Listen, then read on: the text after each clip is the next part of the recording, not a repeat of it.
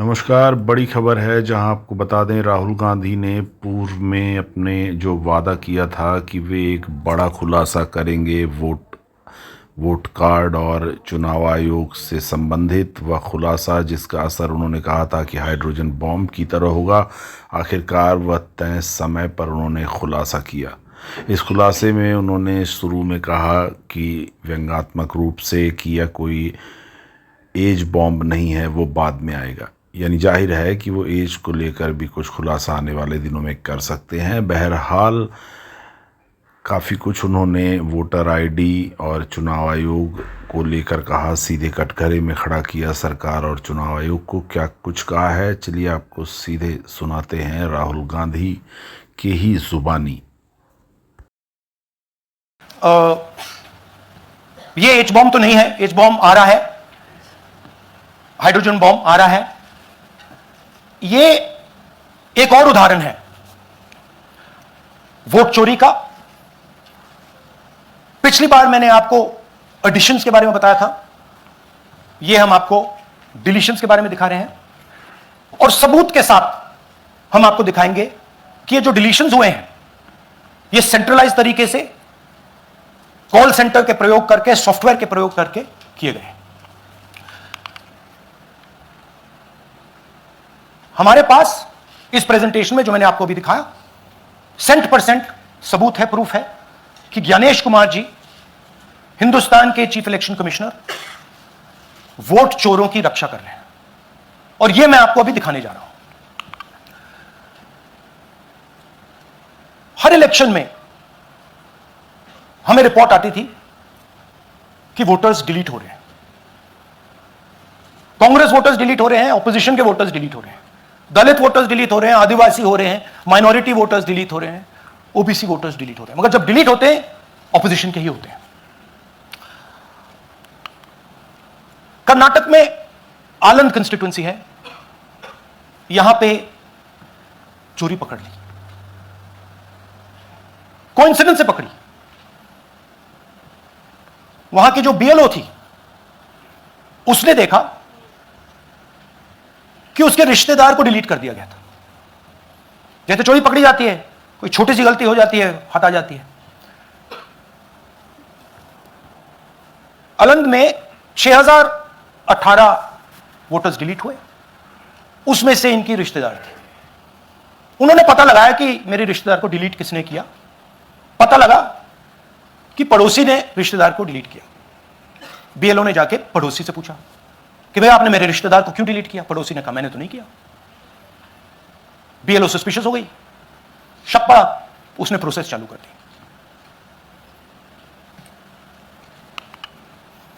पता क्या लगा कि कोई ना कोई, किसी ने आलंद में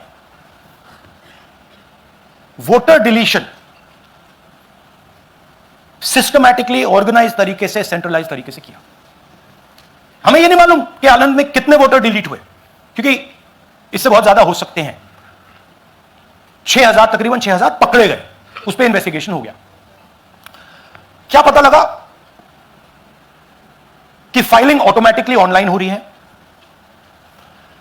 मोबाइल नंबर्स कर्नाटक के नहीं यूज हो रहे, मोबाइल नंबर्स दूसरी स्टेट के यूज हो रहे हैं।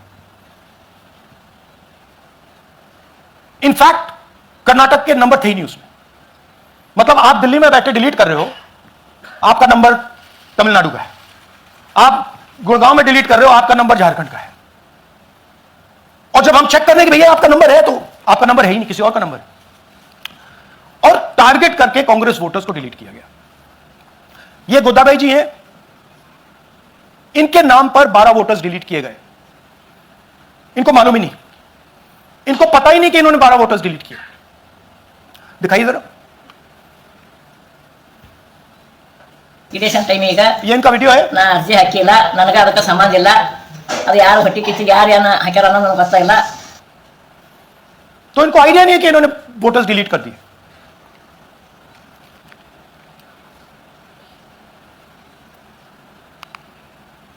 ये सारे के सारे जो नंबर्स हैं ये कर्नाटक के नंबर्स नहीं है, ये अलग अलग स्टेट्स के नंबर्स हैं। और इन नंबर्स को आप फोन करके देखिए रिप्लाई नहीं आता है।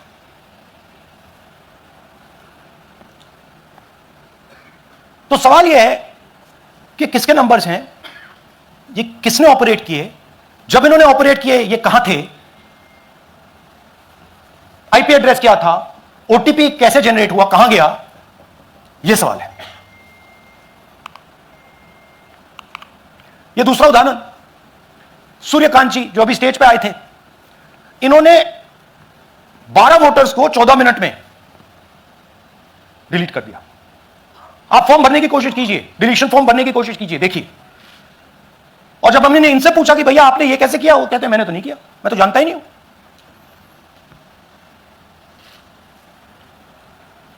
बबीता चौधरी जी का इन्होंने एक नाम डिलीट किया, यहां खड़ी हैं बबीता जी, यहां है, सूर्यकांत जी यहां है, आ जाइए जरा स्टेज पे, एक सेकंड आ जाइए, ये दोनों खड़े हैं यहां पे, सूर्यकांत जी, बबीता जी। इनको मालूम ही नहीं कि इन्होंने डिलीट किया। Thank you. नागराज जी, इन्होंने 2 एप्लीकेशन 36 सेकंड में फाइल कर दी है। और मजे की बात देखिए, ये 4 बजे सुबह उठ के फाइल कर रहे हैं। पता नहीं क्या हुआ, 4 बजे सुबह कहा कि भैया मैं 2 वोटर को डिलीट करूंगा, और कितने 36 सेकंड में डिलीट कर दिए, फिर सो गए। हमारी माइंड में पहले सवाल था कि क्या इलेक्शन कमीशन भी सो रहा है, मगर नहीं, सोया कोई नहीं है, जगे हुए हैं, सिस्टमैटिकली मदद हो रही है। यह देखिए दूसरी बात, जो भी डिलीट कर रहा है वोटर लिस्ट में उसका सीरियल नंबर 1 है। मतलब जो भी वोटर लिस्ट में पहले नंबर पे आता है वही डिलीट कर रहा है। 5वें नंबर वाला, 7वें नंबर वाला, 10वें वाला कोई नहीं कर रहा। तो हो क्या रहा है, सॉफ्टवेयर से यह काम किया जा रहा है। सॉफ्टवेयर प्रोग्राम कह रहा है पहला नाम निकालो और इसका प्रयोग करके डिलीट करो। टारगेटेड डिलीशंस हो रहे हैं। कांग्रेस पार्टी पर आनंद में अटैक किया, टॉप 10 बूथ्स जहां सबसे ज्यादा कांग्रेस की स्ट्रेंथ थी वहां टारगेट किया, और 2018 में पिछले इलेक्शन में 10 में से 8 बूथ कांग्रेस पार्टी जीती थी, और इन 8 में से इन्होंने 6000 लोग उड़ाने की कोशिश की। ये कोइंसिडेंस नहीं था, ये प्लान था, और ये सेंट्रलाइज तरीके से किया जा रहा है। अब मैंने बहुत बड़ी बात बोली, चीफ इलेक्शन कमीशन के बारे में मैंने बोला कि यह व्यक्ति वोट चोरों की रक्षा कर रहा है। जो भी मैं यहां बोल रहा हूं 100% प्रूफ के साथ, सबूत के साथ बोल रहा हूं, और मैं अभी आपको दिखाना चाहता हूं कि मैं यह शब्द क्यों बोल रहा हूं और किस बेसिस पे बोल रहा हूं। आपको अपनी आंखों से यह दिखेगा।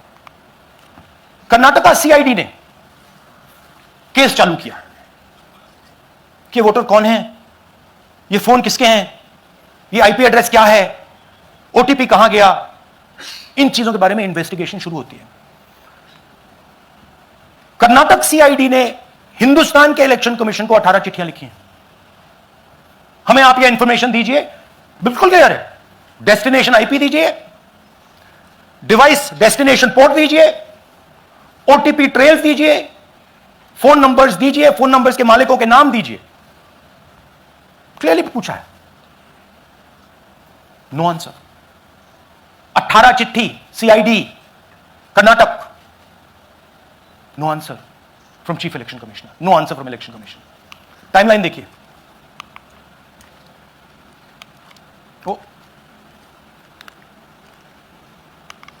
ओके, फरवरी 23 में इन्वेस्टिगेशन शुरू होती है। मार्च 23 में कर्नाटका सीआईडी चिट्ठी लिखती है ईसीआई को कि हमें सारे डिटेल्स दे दीजिए। अगस्त में इनकंप्लीट डिटेल्स दी जाती है, जिससे कोई इन्वेस्टिगेशन आगे नहीं बढ़ेगा। जिन चीजों की जरूरत थी वो नहीं दी, जिसकी जरूरत नहीं थी वो सारी दे दी। पहला सबूत। दूसरा सबूत, 18 बार रिमाइंडर लेटर गए हैं। आपको अगर सीआईडी एक बार लेटर भेज दे और आप नहीं गए, आप जानते हो क्या होगा। यहां पे इलेक्शन कमीशन को 18 बार लेटर गए हैं, कुछ नहीं हुआ है। बाद में क्या होता है, कर्नाटक ईसी इलेक्शन कमीशन को लिखता है, कहता है भैया हमें दे दीजिए, आपको इंफॉर्मेशन देना पड़ेगा। No reply. मार्च 25 में आखिरी लेटर सितंबर में गया है, कुछ ही दिन पहले। No reply from EC. यह है सबूत कि ज्ञानेश कुमार जी वोट चोरों की रक्षा कर रहे हैं, और यह ब्लैक एंड व्हाइट सबूत है, इसमें कोई कंफ्यूजन नहीं है कहीं। तो सवाल उठता है, यह है कौन जो सेंट्रलाइज तरीके से कॉल सेंटर के प्रयोग से, सॉफ्टवेयर से अलग अलग प्रदेशों में वोट डिलीट कर रहे हैं, ऐड कर रहे हैं? इलेक्शन कमीशन जानता है, ज्ञानेश कुमार जी जानते हैं। अच्छा, ये सिर्फ आनंद में नहीं हुआ, ये अलग अलग कंस्टिट्यूएंसीज में हुआ है। आनंद में लीगल प्रोसेस चालू हो गई, पकड़ लिया। यहां महाराष्ट्र में उसी मोडस ऑपरेंडी से, उसी सिस्टम से यहां पे वोट ऐड हुए हैं। आनंद में डिलीट, रजौरा में एडिशन, 6850। आपको याद होगा पिछले प्रेजेंटेशन में मैंने आपको नाम दिखाए थे, ये देखिए वही नाम यहां है। वही सिस्टम महाराष्ट्र में चल रहा है जो कर्नाटक में चल रहा था। नाम वैसे ही है, जेडब्ल्यू